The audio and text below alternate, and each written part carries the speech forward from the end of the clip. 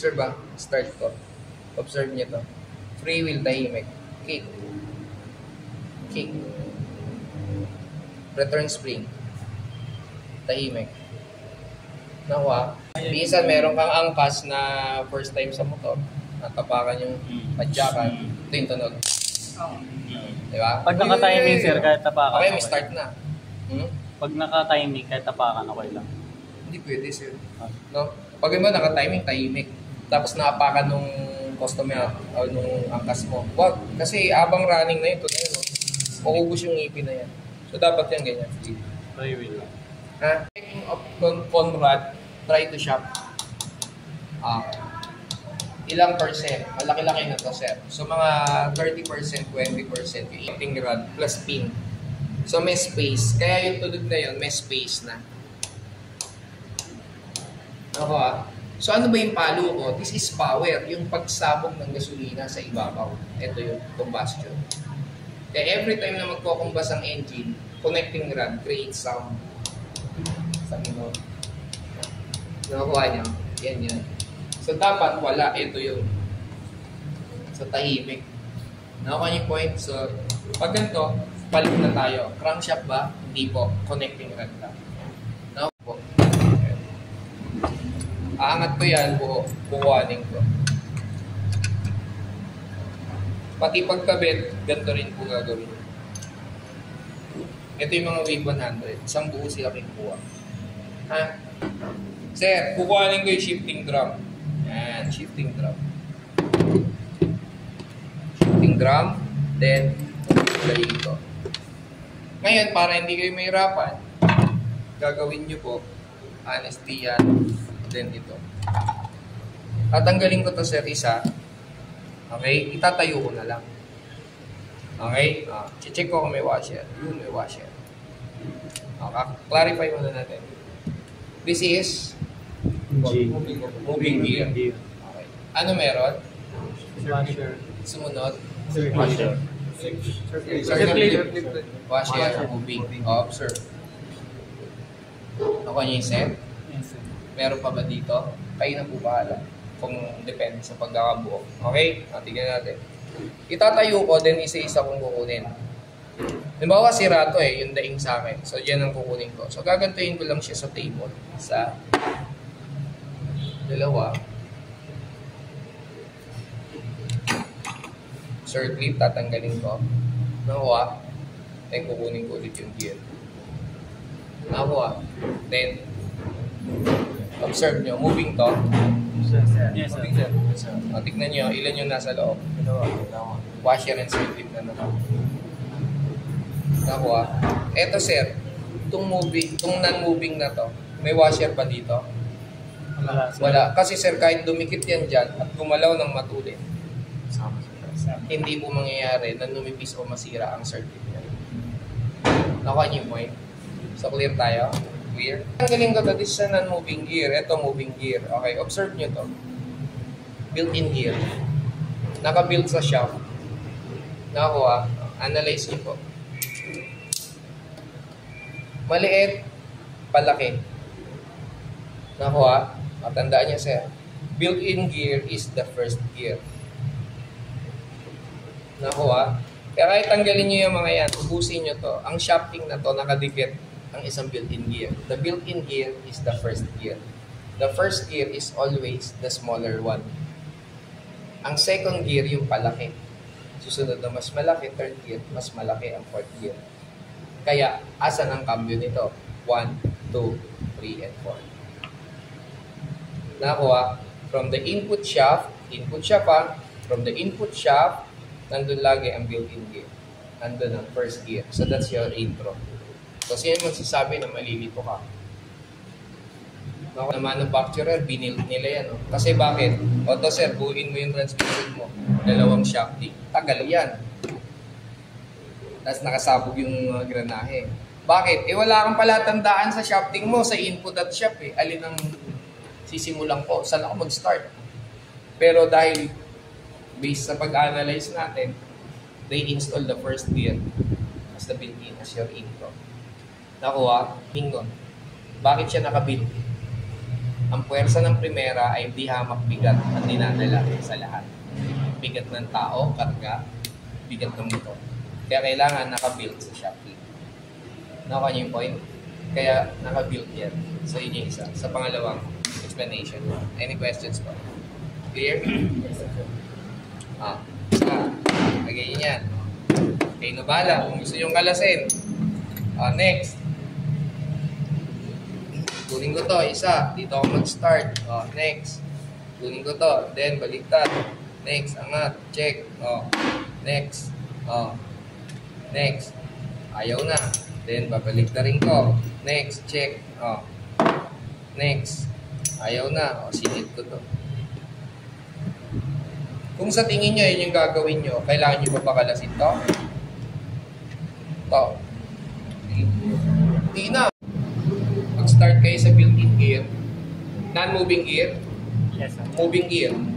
O kung moving to, merong circlip doon. Kailangan may washer. Tama naman yung ginawa nila. Nakuha? Yes, Kung moving to, ano susunod?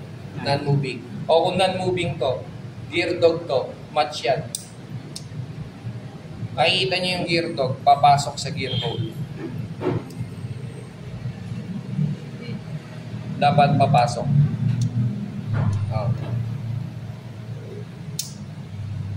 Next.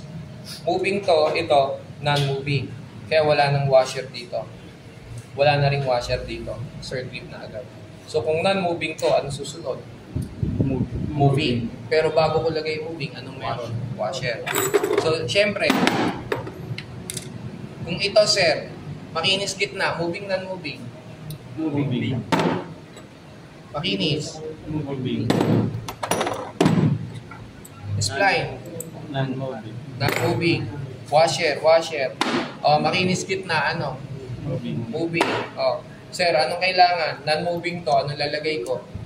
Moving. Kung moving to, kailangan kong proteksyonan. Dalawa washer ko. Anong shafting? Malaki, maliit. Testing ko yung malaki. This is mechanical, sir. Ito na yung sinasabi ko. The triangle never fits with the circle. Huwag nang pilosopo. Kasya daw po. Oo nga, kasya, but it never fits. Ito, fit to. So, yan po yung circlip and to protect as the transmission washer. Non-moving to, so ready na ako sa isang moving gear. Tanong, sir, ito ang moving gear ko. May gear dog ako. Ang hinahanap ko, gear hole or gear dog. Basta may ka-engage. Tingnan natin ngayon. So, malaki, out. Malaki, out. Tanong, sir. Good. Tanong, may gear dog to? Wala to. Sasaksak mo ba yan ng ganyan? Hindi walang sasabit. So, kung ayun ang gear dog niyan, nandun ang gear hole niyan, ganito yan, sir, to engage. Yes, sir. Kaya hindi pwedeng magkamali. Kailangan lang talaga mayroon kayong guides and principles. So, clear tayo. So, this is now the moving gear. Next. Sir. Non-moving. Non-moving to, di ba? Dalawa yung nakalagay. Asan ang circlip? Nasa akin, nasa inyo? Asay. Nasa akin. Kasi nga, non-moving yan. So, ito, kung may washer dito, ano yan dito? Moving. Testing natin. Ano ba to? Non-moving. Moving to. Moving to. Tama? Okay. Gear dog. Check. Observe po Good. Kasi gear hole sa gear dog. Tama? Okay. Engage mo nga. Pag-engage, hindi. Ayaw ma-shoot. Yes. Na-shoot? Yes, sir. Anong tama? Ito. Sir, try mo nga yung isa. Hindi mag-engage.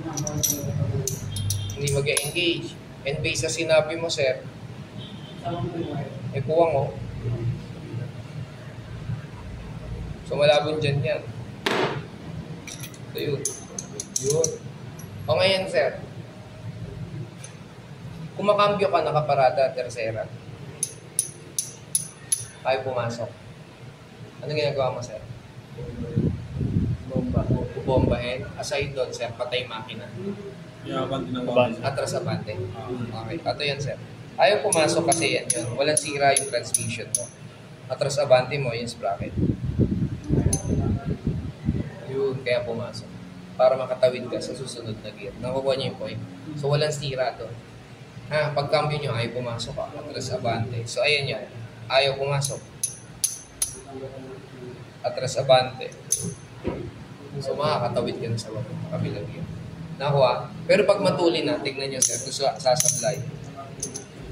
May pigil dito Ngayon walang nakapigil pero baka sumablay ako. Pero 100% sir, pag running na yan, tignan nyo po kung sasablay ako ng shoot. Kayang shoot. No. Kung ganyan lang loto sir, mayaman na ako Walang supply sir, di ba? Wala pang pigil dito yan. Lalo na sir, kung nakapigil to, tapos umiikot yan. Kada cambio mo, hindi sasablay. Ayun, sir, observe mo. Nakuha nyo? Then ito. Okay. The next. Ito po yung shifting fork. Ang design nito, hindi natatanggal to. Pero pag pinalitan, pwede nyo mapalitan. Paano sir? Tatanggalin nyo lang yung circlip. Huwag nyo nang tanggalin to kasi one time use lang. Pag tinanggal na babali na, bili kayo bago.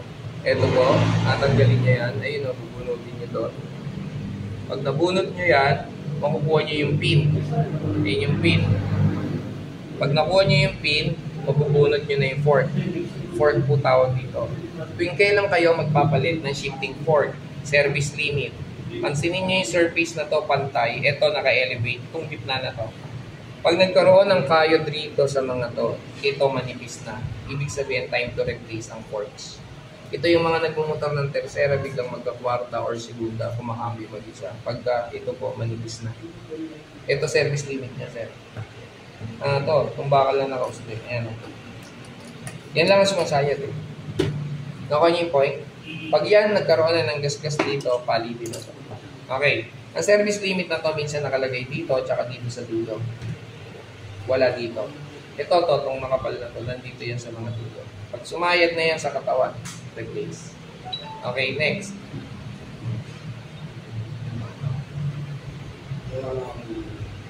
Okay. Ayan, sir.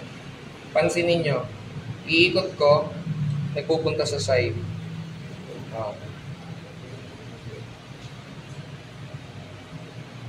Gumagalaw yung mga fork. Sideward movement. Okay? Ganito po. Ito yung sprocket. So, ito yung sprocket ko. Parang hindi kayo magkamali. Ito yung sa clutch. Pupuin ko. Nasaan ang primera? Maliit. So, 1. Palaki tayo. 2, 3, 4. Siyempre, di counter siya. Kaya nga counter So, opposite. Maliit to. Anong kamatch? Malaki. Malaki, maliit. Kaya huwag kayong malito. Dito kayo mag-start lagi sa input. Para tandaan nyo na lang. Isang stable gear, first gear. Maliit, malaki. So, dahil counter shop, may counterpart. Maliit to, malaki yun. So, yan yung tinatawag na counterweight ba? So, counter shop. Ang counterweight is ito. Okay. Ito yung counterweight. Counterweight yung makapal. Yung pinaka-bedlog ng bayag. Hindi na. Counterweight yung baligtad. So, ito sir. Counter shop. Match, di ba? So, tingnan natin. Ito doon, ito dito. So, yan na. Ngayon ito, dito. So, syempre, hindi ko pwedeng ikabit ito dito. Bakit? Nandito yan So, lilipat ko yung kamay ko.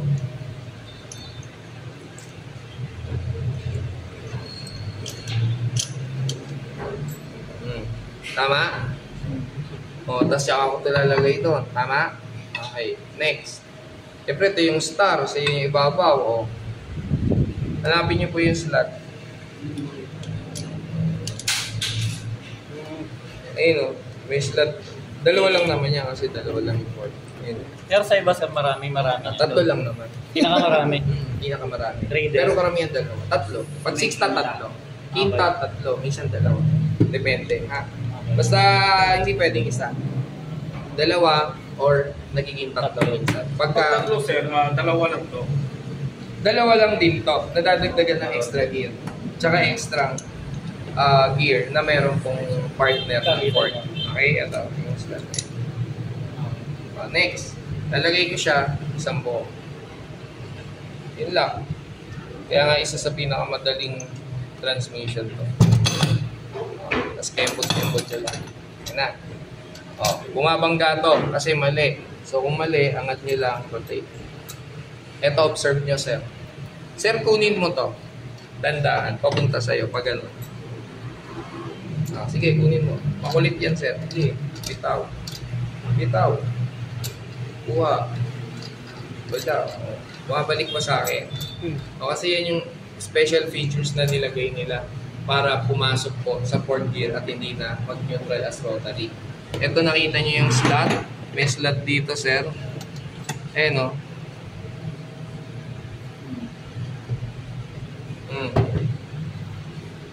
Diyan yun papasok. Fourth gear yan, sure ako. Kasi pag cambio ko, ayaw na niyan mag-neutral. Nakaparay. Pinaka-ano niya. Nakuha niya. Okay, next. Tingnan natin.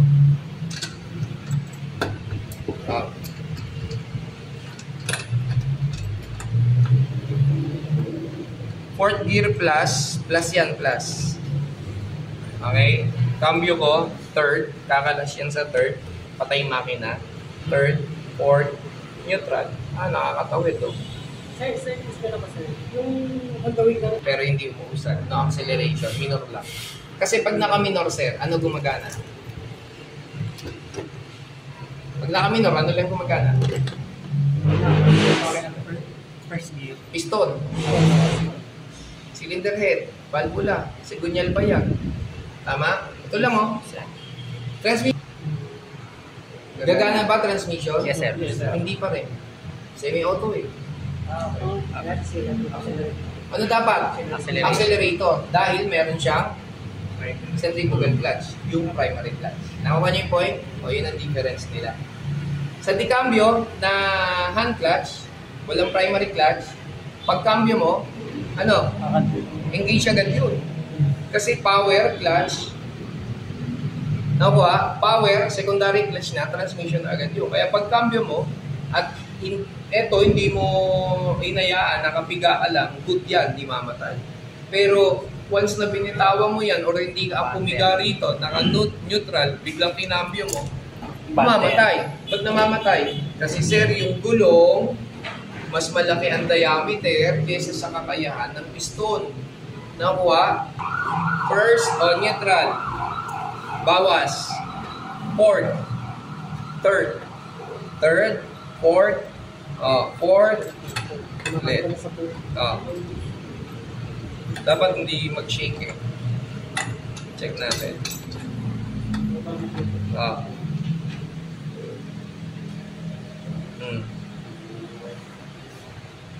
3, 4, neutral. Ma-under makina niyan. Or insider patay. Pero subukan natin, sir. Primera. Primera. Babalik ko. Babalik yan, sir.